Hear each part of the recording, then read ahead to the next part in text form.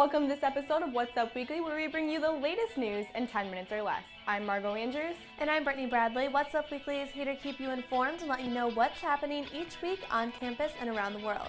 And perhaps some of the biggest buzz this week has to do with my favorite gadget, the iPhone. Of course.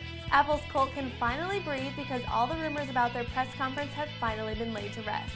Yesterday, the company announced the official iPhone 4S. The design is the same, so the difference in products will be hard to tell, but as Apple said at the conference, it's the inside that counts. The new version of the phone will have 8 hours of talk time compared to 7 hours with the iPhone 4. The phone will have an 8-megapixel camera, and the video function will include image stabilization and noise reduction. And as we said last week, the iPhone 4S will have a voice-controlled virtual assistant software called Siri to help make users' lives run more smoothly. The iPhone 4S will cost $199 and is also now available at Sprint. The phone can be pre-ordered on October 7th and will go on sale officially on October 14th. You know, I'm actually kind of thinking of switching to the iPhone.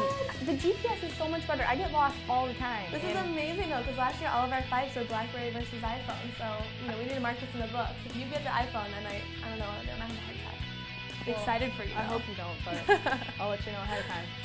Well, I'm pretty sure almost everyone has heard of the 4-year ordeal of Amanda Knox, the young woman who was convicted of murdering her roommate in Italy.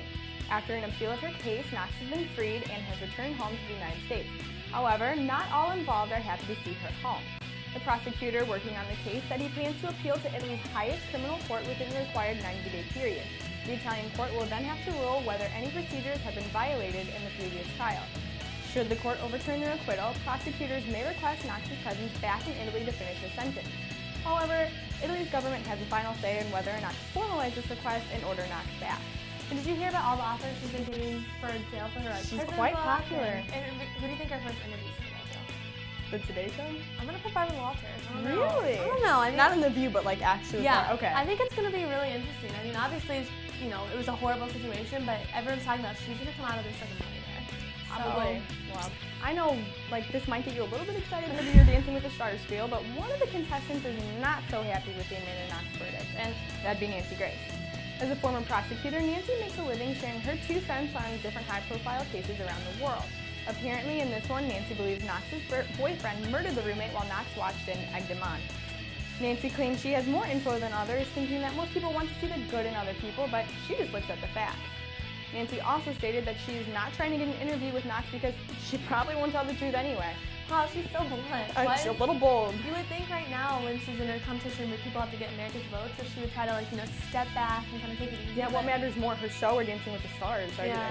I mean, I don't know, but you know what? She's crazy, but she did survive this week on Dancing with the Stars. And so I'm back at it, bringing you the weekly drama, and let me tell you, this week was one to top the charts. It was an emotional atmosphere in the ballroom. The themed dances had began, and this week's theme was the most memorable year of my life. The major tearjerker was JR and Karina's dance, which represented his time serving in Iraq. While there, he drove over a landmine and scarred his body permanently. The two honored the military with their rumba. Other dances ranged from Nancy Grace's tribute to her children to my boy Rob's dedication to his father. Elimination night was high-strung when Carson, Kristen, and Hope found themselves in the bottom 3.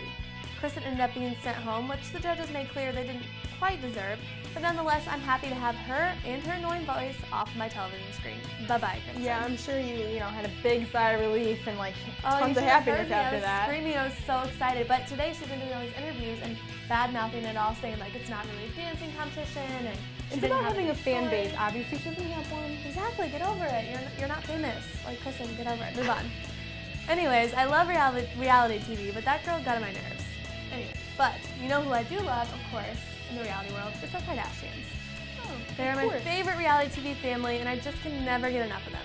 We have speculated before that the Kardashians may be taking over the world, but I'm actually starting to believe it now. This week, a different member of the Kardashian clan co-hosted the 4th hour of the Today Show with Hoda Kotb. So far, we've got to see hosting abilities from Khloe on Monday, Bruce on Tuesday, and Kris this morning. Kourtney will be on tomorrow with Kim running out the week on Friday. And we're both avid Today Show watchers and love Kathy and Hoda, but I'm arguably the biggest Kardashian fan out there, so I've definitely enjoyed seeing them on there each day. And if that's not enough Kardashian for you in one week, you can round out the weekend with Kim's Fairy Tale Wedding Special airing this Sunday on E! Bruce mentioned the other day that they're businesswomen and they're good businesswomen. I mean, look at all the attention they're getting from us. They're hosting a Today Show, and it's going to lead up until Sunday's airing of Kim's special, and we're all going to tune in. And they've also been busy with nighttime TV. They did Jay Leno last night. They're doing daytime Ellen today. So, I mean, they know what they're doing. They're running the circuit. But, I mean, I'll probably be tuning in. I get sucked into it. I really can't.